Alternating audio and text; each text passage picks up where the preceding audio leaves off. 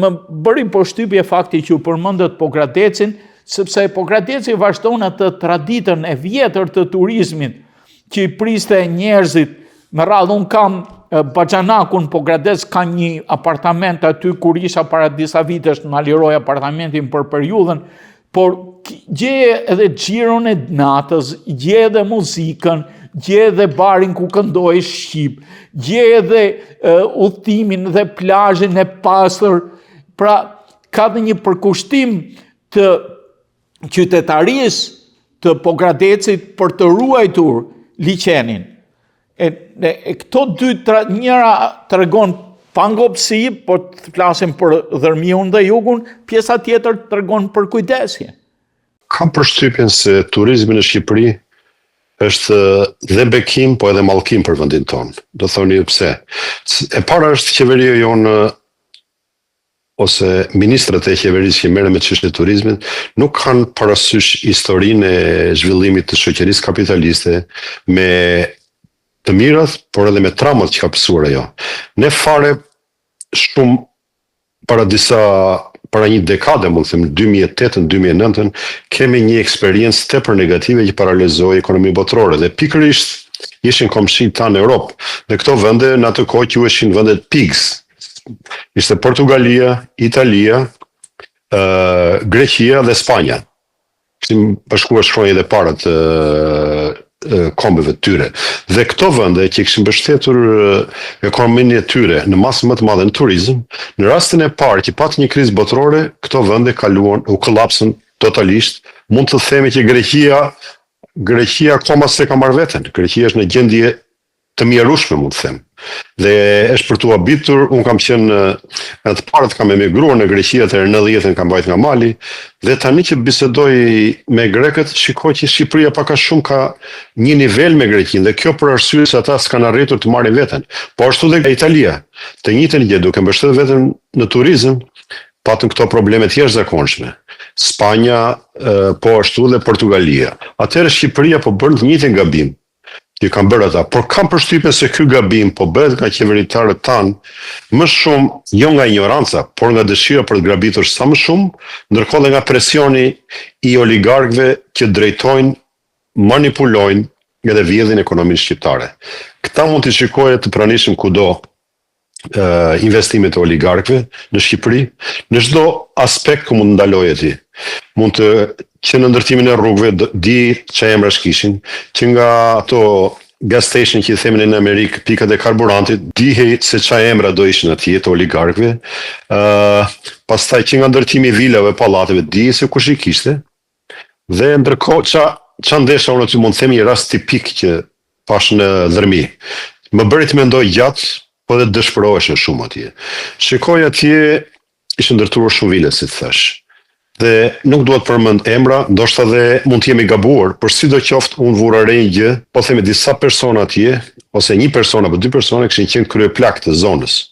Ndërkohë, sa mbaruan mandatin e tyre, këta persona përfundojnë me 10 vila, me 2 hotele, dhe zoti i bekoft nëse i kanë pas pronat e tyre. Po kjo, dhe s'duhet abuzoj dhe nuk duhet gishtin bezgje, po ky fenomen sigur ndodh kaq shpesh në Shqipëri, sa që të bërë të dyshosh dhe të mendosh se tokat që janë pas zotë ose kanë qenë të shtetit, kanë përshtypjen se manipulohen dokumenta dhe bëhet ajo që disa vetë harrojnë në luks të jashtëzakonshëm, ndërsa populli nuk ka mundësi që të zhvillojë biznes dhe largohet nga vendi. Dhe fakti që nuk zhvillojnë biznes këta persona është pikërisht makutëria e qeverisë dhe ministrave tanë, sepse këto të ardhurë që marrin, ata duhet një pjesë të japin blegtorëve, të japin prodhuesve të bujqësisë, në mënyrë që ne të kemi një backup, ne të kemi një mbështetje në rast krize, se ne nuk kemi turiste, atëherë vendi jonë nuk do të kollapsi, nuk do të shkatërrohet, por ne do të kemi një prodhim vendas, dhe duke pasur bujqësinë, duke pasur blegtorinë, duke pasur një industri të lehtë që të përpunojë këto produkte blegtorale dhe bujqësore, ne nuk do të pësojmë atë fat të keq që patën këto vendet e pigs. Okay. Unë do ndalem tek një element tjetër, krahas turizmit të bukurive natyrore që Shqipëria i ka. Shqipëria është një vend me histori mjaft të lashtë. por është për të shprehur dhimbja më e thellë. Miku im, studiuesi i historisë aurontare, shprehte përpara disa kohe një shqetësim mjaft të madh që një shpella e Spiles aty afër kur ishte ti, që është shpella që del gjiganti Polifem, që Odiseja tek Homeri e bëri gjigantin që ta qëroi sipas historisë së lashtë të Odises, ajo shpellë e lashtë që çdo njeri që ka studiuar historinë edhe kulturës botërore, historinë greke, e di ku kaloi Odiseja, por nuk e di ku është shpella, dhe ajo shpellë mbyllet me beton për të bërë lavazh. Kjo është paradoksi më i madh. Historia e lashtë e kombit ton, më e lashtë se grekët, kthehet në lavazh.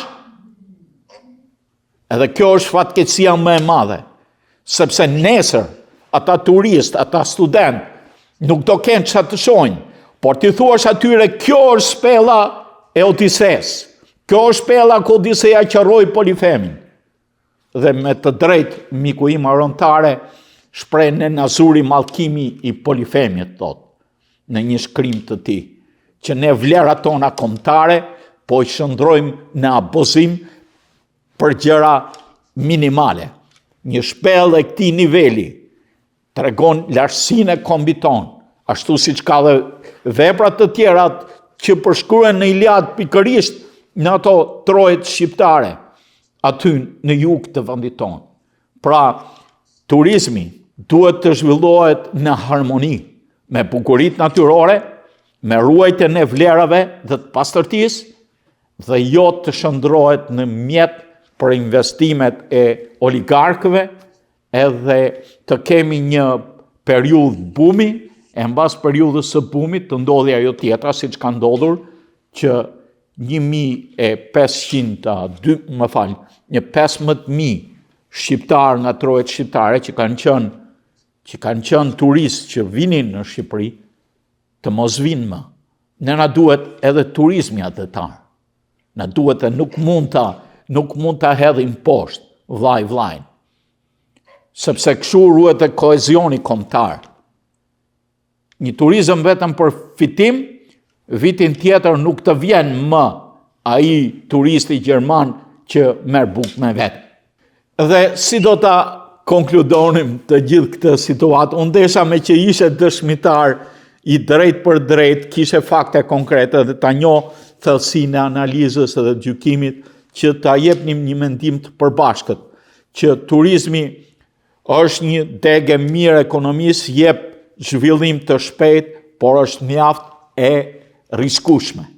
Ti përmende vendet e Piksit, vende që janë shumë herë më të fuqishëm se sa vendi ynë, po ti humbas ajo bukuria egzotike të rreqjes të gjoja Maldiveve të Shqipërisë nga gazetat e botës, nesër nuk do vi kush të turkas në dërmi, dhe kjo është fatkeqësi që do t'i prek kombin ton, e ne duam ta shmangim këtë, duam që ata shqiptarë që kanë ndërtuar vila në dërmi e të tjerët që do ndërtojnë, ta ruajnë vendin, ta ruajnë bukurinë natyrore, të ruajnë raportet njerëzore midis edhe raportet ekonomike, midis investimit dhe fitimit.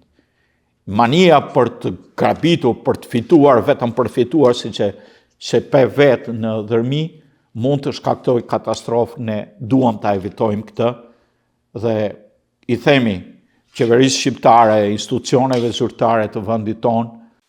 Ky fenomen faktisht studiuar edhe nga shumë ekonomistë botëror, sidomos në Amerikë, me shembuj konkret. Përveç vendeve siç përmendëm më lart të Piksit, që mbështeten ekonominë me turizmin dhe personat e kollaps madhështor, ka një paralele të ngjashme. Shumë vende që kanë burime natyrore të naftës apo të gazit janë vendet nga më të varfër në botë. Të tilla mund të përmendim Venezuelën. Venezuela ka qenë dikur një vend i begat, por mbështetja e ekonomisë së tyre vetëm te gazi, nafta dhe institucionet u ngritën mbi shfrytëzimin e këtyre pasurive, bëri të mundur që ky vend të jetë më i varfër në botë. Shembull tjetër është Rusia, e dim fare mirë se çka ka ndodhur atje. Të gjithë thonë që Rusia nuk ka ekonomi, por thjesht është një pikë karburanti e madhe. Dhe në rast të rënies së çmimit të naftës në Rusi, ata mund të shkatërrohen dhe ashtu siç u shkatruan kur presidenti i Amerikës ishte Reagani dhe e kuptoi duke ulur çmimin e naftës, bëri që Rusia të falimentonte dhe bashkë me të gjithë vendet e lindjes u shkëputën, ndërkohë që ishte edhe fati jon i madh i Shqipërisë, që u shkëputën nga bloku i lindjes, edhe po mundohemi të arrijmë perëndimin, por pa hequr dorë nga mendësia që na la pas komunizmi, dhe duke mos shfrytëzuar historinë dhe gabimet e kombeve të tjera. Ne po bijem në të njëjtin gabim madhor. Uroj Martan që mendjet të ndriçohen, të lehtësohen disi nga xhepat që kërkojnë të arrijnë çdo gjë shkurt në afat shkurtër, që ekonomia shqiptare e bazuar vetëm ke turizmi nuk mund të mbjetoj për një kohë të gjatë, si do të jetë. Kalon një periudhë, turizmi është një mjet afat shkurtër, pa atë që theti, pa zhvilluar bujqësinë që suporton turizmin, pa zhvilluar industrinë që suporton turizmin, se një bujqësi që të suportoj turizmin duhet që mos i dalin pjeshkat me nikel, sa t'i kthejnë vendet e Ballkanit, mbrapsht, por duhet të ruajt pastërtinë, bio, edhe kjo gjë arrihet jo me egocentrizëm, me egoizëm për të fituar. E natyrisht është fatkeqësi e vendeve që kanë kaluar, por ne duhet mësojmë nga vendet e Piksit që përmendet ti, për të arritur që kur të shkojmë në vitet e tjera në Shqipëri, të jemi të gjithë të natyrshëm, ashtu si Pogradec, e mos ja mohojmë vendasve Bregdetin, mos ja mohojmë atyre dhërmiqotëve apo banorëve të Vunojt Bregdetin e tyre. Se unë kujtoj sot e 20 sa vjet, 30 vjet përpara, që shkoja me gruan time, e ishte fejuar në atë kohë, që shkoja në Jale, vinim një çadër aty, edhe nuk ishte gjë tjetër, po ishte natyra. Ishte natyra, ishin njerëzit. E kjo gjë nuk duhet harruar. Ju faleminderit. Faleminderit juve. Të dashur teleshikues të televizionit të shqiptarëve të Amerikës, ne këtu i dhamë fund emisionit tonë Argument, folëm për zhvillimin e turizmit në Shqipëri dhe për rrisjet nëse ky turizëm do zhvillohet vetëm në mënyrën për të grabitur, për të përfituar sa më shumë. Gjithë të mirë, mirë takofshi.